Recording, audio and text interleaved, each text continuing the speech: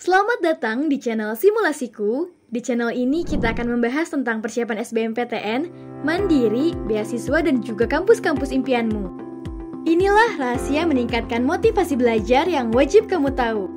Hai guys! As we know, belajar merupakan salah satu aspek penting dalam kehidupan manusia. Tapi masalahnya, kadang kita malas untuk melakukannya.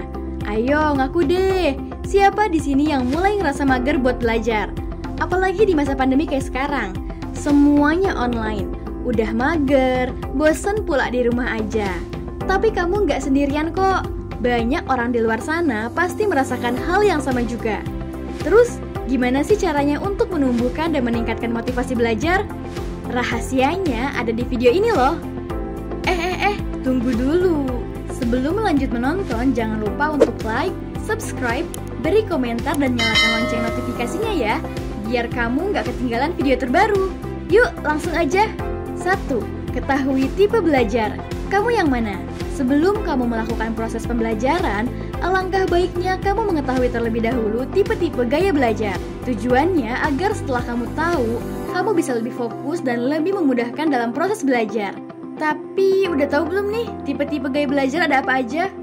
Melansir laman akupintar.co.id, ada 3 tipe gaya belajar. Yang pertama adalah visual. Gaya belajar visual berfokus pada penglihatan. Biasanya tipe ini perlu melihat sesuatu secara visual untuk lebih mudah mengerti dan memahami. Selain itu, tipe belajar ini juga lebih suka mencatat, melihat tulisan dengan gambar, dan lebih nyaman belajar dengan penggunaan warna-warna, garis maupun bentuk. Yang kedua adalah audio. Gaya belajar ini lebih mengandalkan pendengaran sebagai penerima informasi dan pengetahuan. Orang dengan tipe belajar ini yang penting adalah mendengarkan pembicaraan guru dengan baik dan jelas. Nah, makanya tipe audio biasanya paling peka dan hafal dari setiap ucapan yang pernah didengar, bukan apa yang dilihat. Biasanya, cara belajar dengan tipe ini adalah yang melantangkan suaranya, sehingga bisa mendengar suaranya sendiri dan mengingat apa yang diucapkannya. Itulah cara belajar dari tipe audio. Dan yang ketiga adalah kinestetik. Gaya belajar ini suka belajar yang melibatkan gerakan. Orang tipe ini merasa lebih mudah mempelajari sesuatu, nggak hanya sekedar membaca buku, tapi juga mempraktikannya. Biasanya, tipe gaya belajar yang satu ini memahami materinya dengan banyak menggunakan isyarat gerak tubuh. Selain itu, tipe ini juga belajar sambil melakukan aktivitas yang melibatkan gerakan. Misalnya, sambil berjalan atau sesederhana menjentikan jari.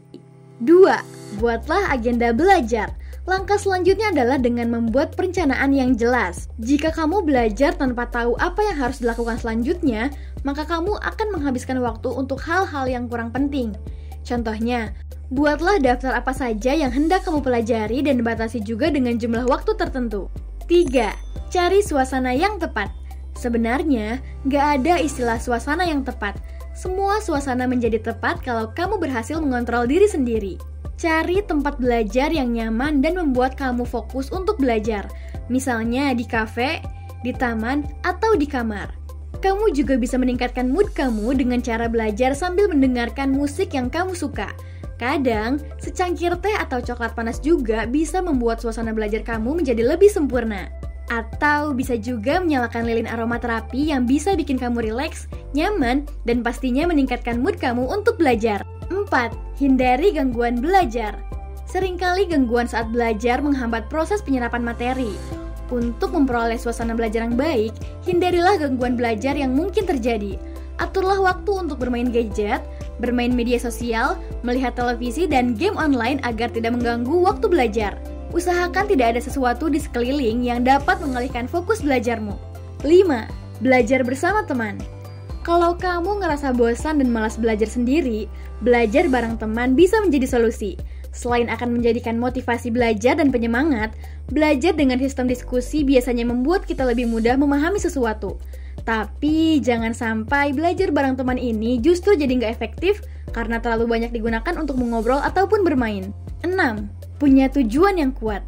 Tentukan tujuan yang ingin kamu capai. Cari tahu apa sih tujuan terbesar kamu. Apa sih yang ingin kamu capai? Saat kamu merasa lelah, ingatlah kembali apa yang menjadi tujuan dan motivasi terbesar kamu untuk belajar. Dengan menetapkan tujuan, kamu akan memiliki motivasi belajar bahkan saat kamu mengalami tekanan. 7. Istirahatlah dan apresiasi diri. Istirahat juga merupakan faktor penting dalam meningkatkan motivasi belajar. Dengan beristirahat yang cukup, kamu bisa mendapatkan energi untuk dapat belajar kembali. Dan apresiasi juga untuk diri sendiri.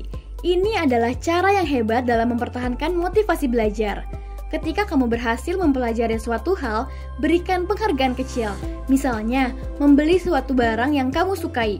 Dengan begitu, kamu memberikan pemahaman kepada otak bahwa ketika kamu berhasil melakukan sesuatu, maka kamu akan merasakan kegembiraan. Nah, itulah rahasia cara menumbuhkan dan meningkatkan motivasi belajar. Untuk belajar dengan hasil optimal, diperlukan niat dan kemauan yang kuat untuk berusaha. Jangan lupa untuk tinggalkan jejak dengan memberikan like dan subscribe. Beri komentar di bawah untuk informasi apa lagi yang ingin kami bahas pada video berikutnya. Sampai jumpa lagi ya, bye!